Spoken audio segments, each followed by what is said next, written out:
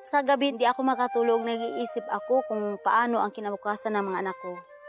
5 ang anak ni Nanay Nerissa at ang tanging ikinabubuhay nila ay mula sa basurahan. Mahirap ang pamasura.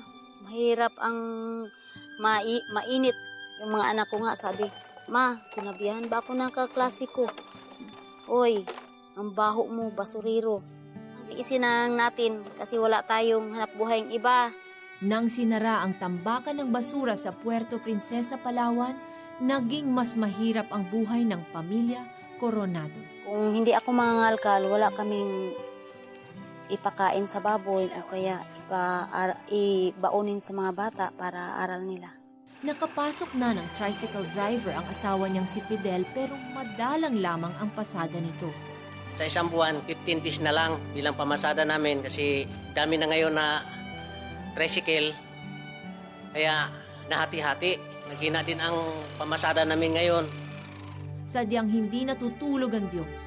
Ang kanilang kahabag-habag na sitwasyon ay nabigyan ng solusyon sa pamamagitan ng Operation Blessing. Pinagkalooban sila ng pangkabuhayang dagdag kapital para sa kanilang babuyan. Nagpasalamat ako sa Panginoon dahil yung mga anak ko ay mapagtapos ko at makatulong ako sa kapwa ko. Ang tulong niyo ay papalaguin namin yan. Parang hindi yan mawawala.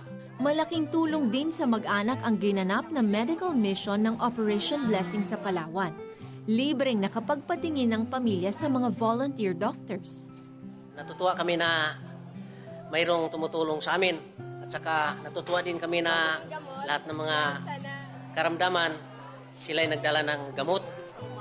Kaya malaking pasalamat namin sa tulong na galing sa taas. At saka yung tulong na lalo na yung hindi po sa Diyos na sila'y nakatulong sa mga mahirap. Bukod sa mga natanggap na libreng gamot, laking tuwa ni Nanay Nerissa nang ipinagdasal sila ng Operation Blessing Counselors. Tinanggap ko si Jesus na bilang tagapagligtas ng aking buhay.